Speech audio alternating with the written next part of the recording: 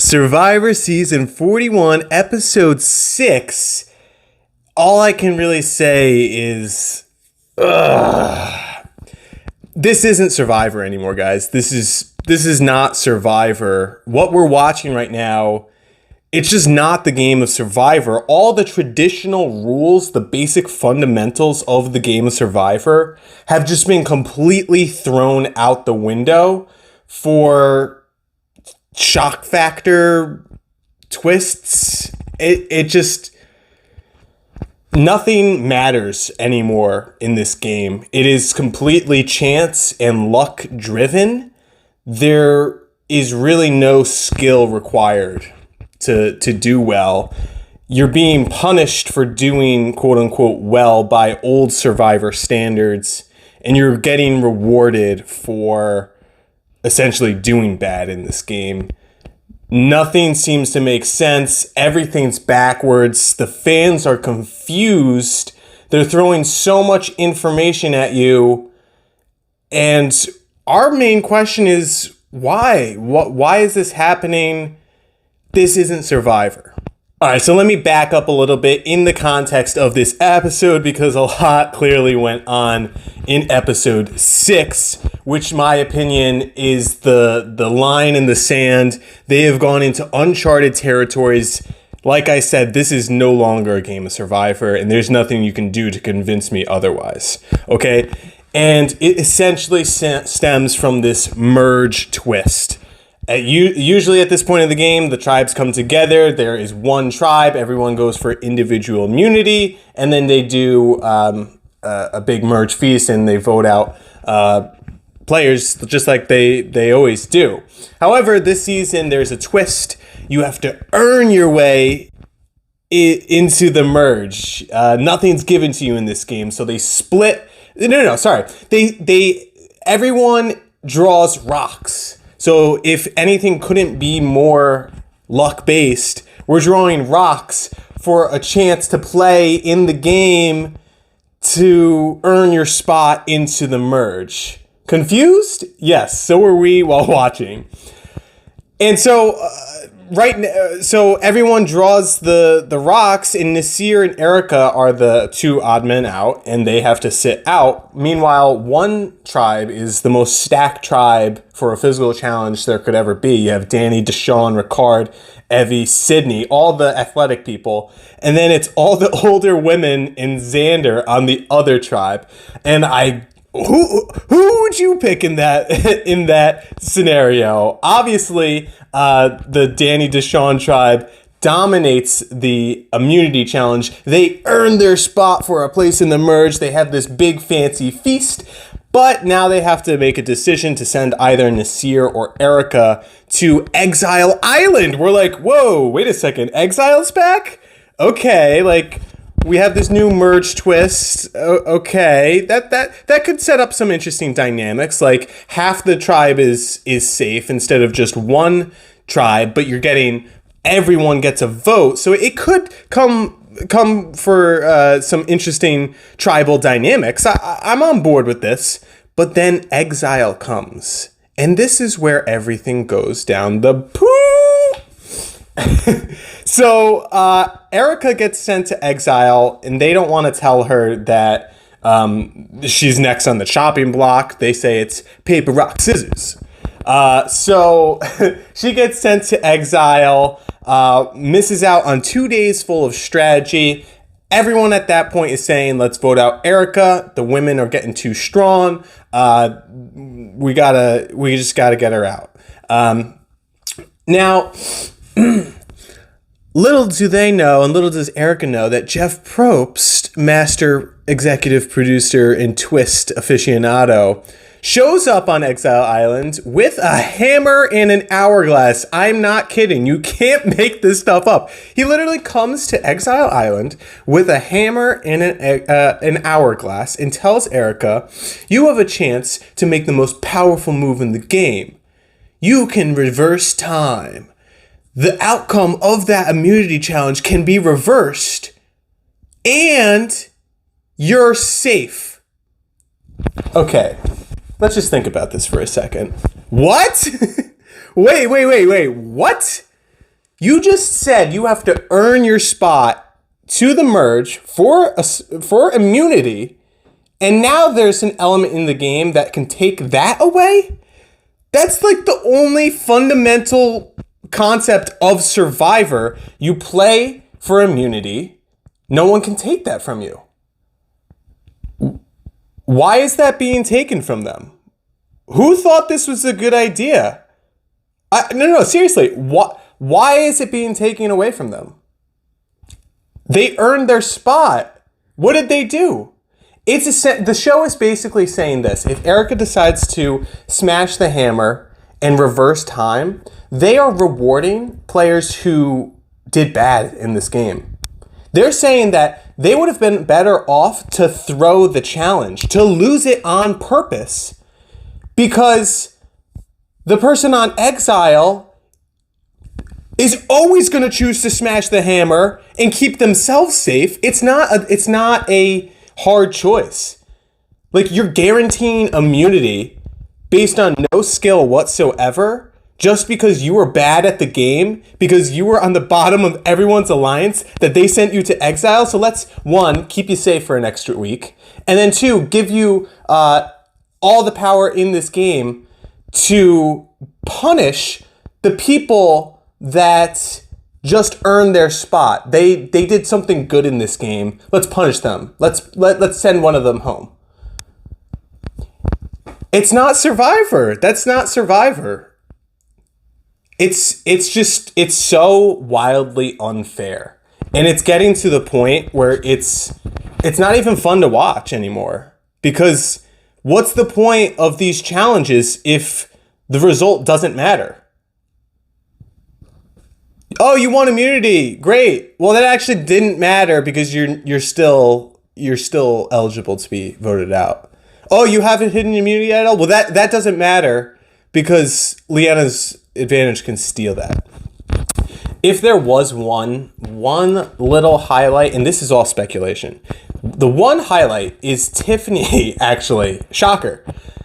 Tiffany being a wild card in this game, she could blow up Liana's advantage. Liana's advantage is only good if people don't know of its existence. And yet, Liana continues to play poor game strategy by telling multiple people what exactly that thing is. If I was Shan, I would be worried that she might come for my advantage because I can't lie, she can just take it. Now, I understand that there's ramifications for Liana to use her advantage because it's going to paint a huge target on her back. I understand that's part of the risk for her. My problem with it is it's so unfair to the person that it's going to be used on because they can't do anything about it. This is no longer a game of skill, it's a game of luck and just adhering to these wild twists. You no longer need skill in this game to win, and the winner is going to be a byproduct of just producer manipulation, being able to get through these challenges. Like, there's no reason that Erica should be just, one, granted immunity. She didn't even have to search for a clue or anything. She's literally handed it to her. And yet, a few years ago, during Jamal's season, when there's literally a hanging idol, and he grabs it and he goes, "You lost your vote. Go to the island of the idols." And they lecture him, saying, "When does Survivor ever just give you things without a repercussion?" How do you explain Jeff Probst himself went to exile to hand Erica an immunity idol? You're literally handing her an idol. What Survivor player in their right mind would ever say no to that? And obviously Jeff is pushing her to use it. It's so obvious. He said, "You could make Survivor history, or you could do nothing." So they're obviously pushing her to use it. You don't need any pushing. She probably smashed that as soon as he walked off frame. This episode, And there was no tribal. There was no tribal. Jeff warned us in the beginning. This is a 2-part episode. There's no tribal council. They left it on a cliffhanger. There's a cliffhanger. It's not a cliffhanger because everyone knows that Erica's going to smash that idol. And if she doesn't, it's really not that big a deal because it shouldn't even be a decision in the first place. It's really disheartening. It's really disheartening to see Survivor taking a twist like this because it's just not the game that we have come to love over all these seasons. It's honestly producer interference at this point. There's no other way about it. And it's hard to like make predictions on what's going to happen because one, we don't know what these twists are. We can't predict what happens. We can't even predict and let the player's gameplay settle because there's always a new twist getting in the way. And that's not the fun part of the show. The fun part of the show is watching these players strategize, putting yourself in the situations, what would you do? And they're trying to incorporate that into like the fan base. They say to the fans, what would you do? Do the game within the game at home. But I don't think they realize that with so many new elements to the game, you can't even strategize. You can't even try and do gameplay because it'll blow up in your face. Like all the advantages this so far. And here's the thing. No advantage has actually been played this year. And that's not my concern. However, the votes have been impacted by the existence of these advantages, with Leanna wanting to steal JD's extra vote because she wanted more power, by getting rid of Brad because he had multiple advantages, by by preventing certain players from being able to vote because of an advantage.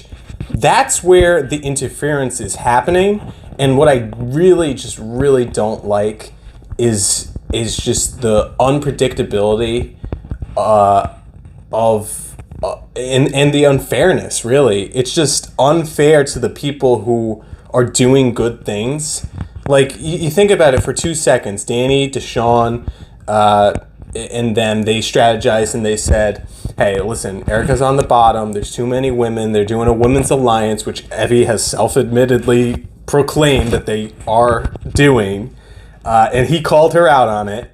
And they say, let's strategize to get Erica out of the game. They win the challenge. They're able to send her away. And by doing all that, by playing the game, by doing everything right, and actually having a game plan and a strategy, Erica gets granted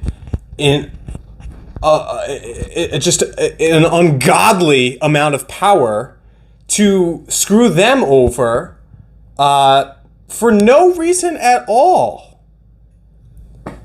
And it's like, if I was to be on the show, it's like, why do I even want to win an immunity challenge? Because it might be taken away from me. Like, the core principles of outwit, outplay, outlast are gone. That's not Survivor anymore. That's not this game. I don't know what this game is. Survivor is outwit, outplay, outlast. There's none of that in this game. They don't mention it. It's not part of strategy talks. It's just twists, new advantages and twists. And if that's what you go, CBS, if that's the route that you want to go with the show, that's fine. I'm sure you're going to get a lot of people to view. Maybe there'll be a greater appreciation of this type of format later on. But for the fan base of Survivor who have been craving it for so long, it's just a big disappointment. So I know it's a big letdown. You don't want to see me complaining about the show for this long. I'm hoping that you share some of my frustrations. I'm still going to continue to watch. I think that for what it's worth, I really don't think predictions matter at this point because there are more twists on the way, apparently, and it's just going to get in the way. But if I was going to continue to do power rankings, I'm putting Heather as number 1 because at this point, Jeff Probst has more confessionals than a contestant. And how does that make any sense? So let's tune in next time. Hopefully it'll get better from there. This was the lowest ranked episode. For what it's worth, this was the lowest ranked episode on IMDb of Survivor history.